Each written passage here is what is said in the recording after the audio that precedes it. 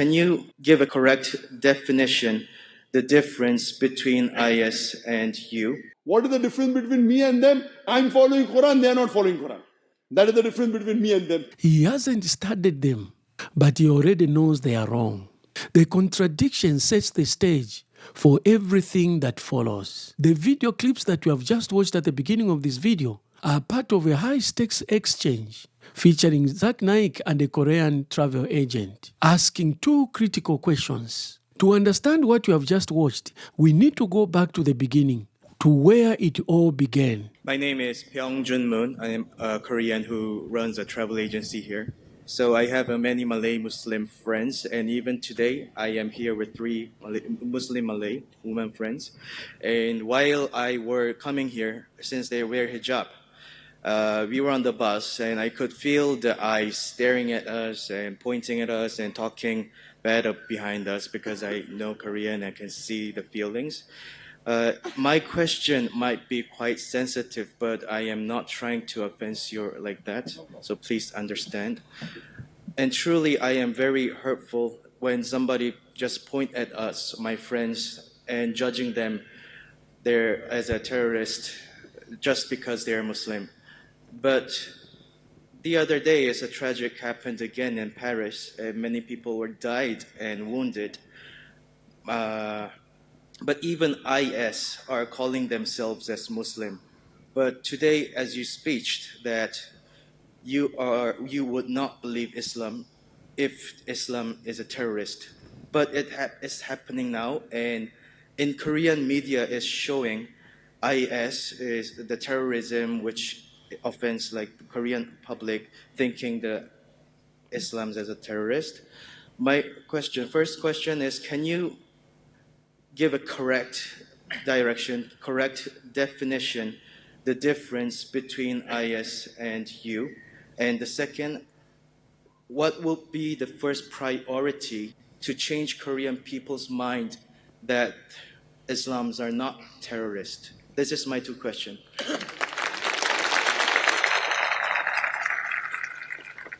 Two questions, clear and direct. What is the difference between ISIS and you? And how do you change public perception? But instead of clear answers, the conversation takes a different turn. If you enjoy breakdowns that expose what is really happening beneath the surface, subscribe and smash the notification bell so that you don't miss the next upload. Now watch how Zakir Naik handles them. Here is the clip. The brother asked two questions and was hesitant to ask the question. People have clapped on your question. That means they like your question. Thank you. MashaAllah. So you don't have to be hesitant. And I said you can ask any question, even if it is offensive, no problem, as long as you follow the rules and regulations. And the question posed by the brother, two questions. Number one, the first question is that can he tell what is the difference between myself and the IS? Or the ISIS? And the second part was? Second one was, what will be the first priority to change Korean people's mind Islam, Muslims are not terrorists? What is the first priority to change the Korean people's mind that Islam and Muslims are not terrorists? Point number one. If you ask me what is the difference between me and ISIS, I don't know what is ISIS. I told you to say there is no God, you should know the definition of God. I personally don't know who is ISIS. I know the form Islamic State or Islamic State of Iraq and Syria. What I learned from the media. Is Zakir Naik really telling the truth? Can anyone say he doesn't know ISIS? Quran says in Surah Hujurat chapter 49 verse number 6, whenever you get information, you check it up before you pass it on to the second person. I can tell you what the media is talking about ISIS. What the media talks about ISIS, that is not Islam at all. I don't know who is ISIS. I have not done the research. Correct? But I know what the media says. Yesterday's media said that the ISIS has killed 139 people in the Paris attack. Maybe, maybe not. What I can tell you, whoever has killed those 139 people, it is prohibited. It is not part of Islam. That I can tell you. Who did it, I don't know. Point number one, and I told you in my talk, the Quran clearly mentions in Surah Ma'idah, chapter number 5, verse number 32. If anyone kills any other innocent human being, unless it be for murder, or for spreading corruption in the land, it is as though he has killed the whole of humanity. So killing innocent human beings is not part of Islam, whether they call themselves ISIS or whatever they call. So whoever has done that act is totally wrong. Now, the point to be noted is that whoever did that, they cannot be practicing Muslims. Let's start with the first response. I don't know ISIS. Zakir Naik distances himself from ISIS immediately. This is where the first breakdown happens. The questioner wasn't asking for speculation. He asked for definition and distinction. By saying, I don't know ISIS, he removes his ability to explain their beliefs, show where they differ, clarify why they are wrong. Yet later, he concludes they are un-Islamic. How can a person who doesn't know a group of people later on claim that they are un-Islamic? That creates a contradiction. No definition, but a final judgment. The key point here is that you can't meaningfully reject something you refuse to define. And instead of filling the gap, the conversation shifts. Whoever did that, they cannot be practicing Muslims. They may be pseudo-Muslims. Pseudo-Muslim means they may be calling themselves Muslims. For example, Hitler incinerated 6 million Jews. Is that one act of Hitler more worse or the attack on Paris? Well, I cannot judge, I think. Hitler, you know Hitler? Yes, I do know Hitler. History tells us he has incinerated 6 million Jews. So incinerating 6 million Jews is more bad, or 139 people of the French people more I'm bad? saying that you cannot judge a person who is more worse. So which act is more bad? Which act is more bad? The New York Twin Tower, more than 3,000 people were killed. Is that a more bad act or Hitler's act? 6 million Jews. In my opinion, it's just, it doesn't matter how many died. Oh, it doesn't matter. I mean, whether you kill one or whether you kill 6 million is the same. no, I mean, I'm just talking about the right, about... No, both are wrong for sure. both. I mean, the both are wrong for But sure. which is more bad? But can you judge then serial killer is more worse than killing 5 people? Like 2 people killing 2 people and killing 3 people can be the same bad. I mean... Depending who they have killed. But 6 million and 3,000 is a vast difference. Okay. Even a layman can tell which is more bad. Okay, I understood what you're saying. Yes, 1 or 2 may differ. Okay, he has killed 2 bad people. He has killed 1 good people. So killing 1 good people is more worse than killing 2 bad people. But here there are 6 million Jews only because they were Jews. That act is much more bad than Twin Towers, than even Paris attack. My question to you is, can I blame Christianity for that? Do you know Hitler was a Christian? I did not know. Now I'm telling you. Can I blame Christianity for that? No, you don't. If I want to take advantage of Hitler's wrong act, I will say Christianity says that kill 6 million Jews. Nowhere does Christianity say that. I have read the Bible. I'm a student of comparative religion. I will say that Hitler is a bad example of a Christian. He's a bad example. Bad example. He may not be a practicing Christian also. If I want to take advantage, because I'm against Christianity, I will pick this up and blow it up in the media. Oh, Hitler did this, Hitler did Christianity. You know, IRA, Irish Republican Army. Have you heard of that? Yes. In UK? Yes. IRA. Yes. They have killed hundreds of people, yes or no? Yes. Have you read in the Korean newspaper anytime that they're terrorists? No. Why? This is what I'm objecting to the media. What these people have done, the act is totally wrong. I condemn it. They will never be forgiven. They will go to hell. I agree with that. That these people, whoever did this act, where more than 139 people in the Paris attack were killed, I condemn it. It is wrong. They will go to hell. They say people are expecting to go to heaven and be rewarded with 72 virgins. Those that did, where more than 3,000 people killed in New York Twin Tower bombing, is bad. I condemn it. More than 50 people killed in the London tube bomb blast, I condemn it. More than 180 people killed in Bombay, the city where I stay, of serial train bomb blast, I condemn it. But in the same breath, I also condemn the thousands of innocent Afghanis killed in Afghanistan. I'm not trying to drift the topic. I'm being very open that what act was done yesterday is to be condemned. The problem is, why is the media only picking up certain issues? You know, Palestinians are daily being killed. What I'm trying to tell you, that there is killing going on throughout the world. Some people may be calling them Muslims, some people may be calling themselves Catholics, some people may be calling themselves Jews. But why isn't the media talking about that? Why isn't media talking about Israel? You know which is the biggest terrorist attack according to me in human history? One attack. Which? The bomb on Hiroshima. More than 350,000 people affected. Couple of 100,000 people died. By whom? By America. Is it correct? It is true. Is it correct? Yes. Which is more bad? The bomb dropped on Hiroshima is more bad, or the killing done yesterday? What did those people of Hiroshima do? Who are the Americans? Christians. I think there's a slightly difference because I'm not just saying both of them are bad, but Both they are were, wrong. Whatever difference, they were whether at it was war, does it give you permission to kill innocent people in war? In Islam, during a war, you cannot hurt the women, you cannot hurt the old people, you cannot chop down trees. Rules, regulations laid down in Islam.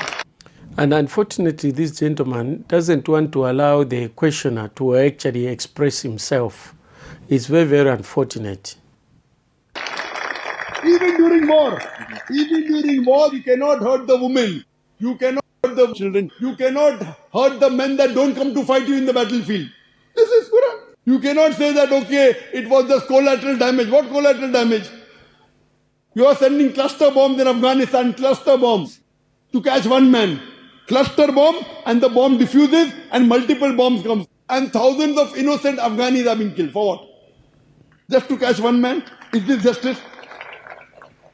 Now these people, they are saying we are taking revenge, which is wrong. These people, ISIS, the media is saying, I don't know, we are taking revenge. It is not allowed in Islam. If they drop the bomb on Hiroshima, if they have killed Afghani, you cannot kill innocent people on the streets in Paris. That is not Islam. Both are wrong. Thank you. Even USA is wrong. Putting the bomb in Hiroshima, putting bombs in Afghanistan, killing people in Iraq, killing people in Palestine. When I speak freely, they don't want me to enter the country. You know that? I am not allowed in more than 30 countries. Because I speak the truth. I do not at all condone the act done yesterday. It is totally wrong. I believe these people are being created by these politicians. They do this act and these people are emerging. That's wrong. In Islam, just because somebody harms someone else, it gives you no right to attack innocent people or kill innocent people. The people who dropped the bomb also don't know Islam, and the people who have done on the Twin Tower in New York also they don't know Islam. What was done in the Paris issue day for yesterday, even that's totally un-Islamic.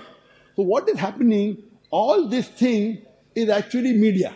The discussion expands beyond ISIS. This is classic deflection. The original question was, what is the difference between you and ISIS? In other words, what is ISIS' relation to Islam? But instead the focus becomes, who else has committed worse violence? That shift does two things. It avoids explaining ISIS directly. It reframes the discussion emotionally instead of logically. Pointing to other atrocities doesn't answer the question. It changes it. If anything, Zakir Naik unintentionally defended ISIS. What he was saying in short is that whatever wrong or whatever evil ISIS has done cannot be compared to what others have done. And then comes the explanation of all this, blaming the media. As far as the media is concerned, the Korean media, for them to understand Islam, ask them to read the Quran and the sayings of Prophet Muhammad, peace be upon him. They should not judge a religion by looking at the followers.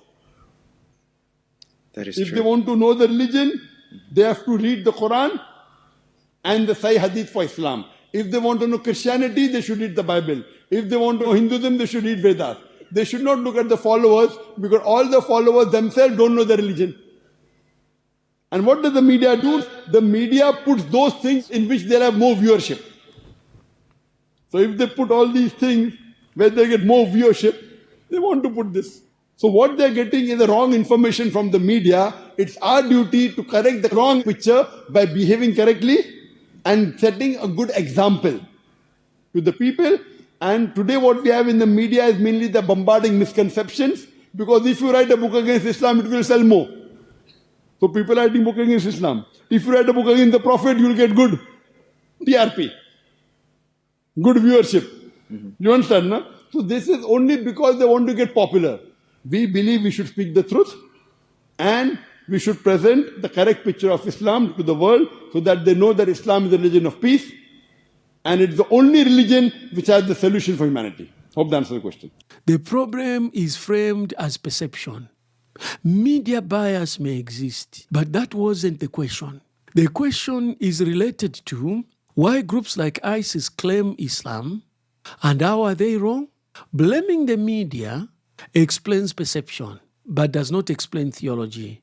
It leaves a critical gap. If ISIS is wrong, why exactly? The key point here is that you can't solve a misunderstanding without explaining the thing being misunderstood. And finally, we get the answer. What is the difference between me and them? I'm following Quran, they are not following Quran. That is the difference between me and them. I follow Quran, they are not following Quran. A clear conclusion is given. This is the central issue. The extremist groups also claim they follow the Quran. They may be quoting different verses. Zakir Naik quotes the peaceful verses. He who kills one person is like he has killed the whole of humanity.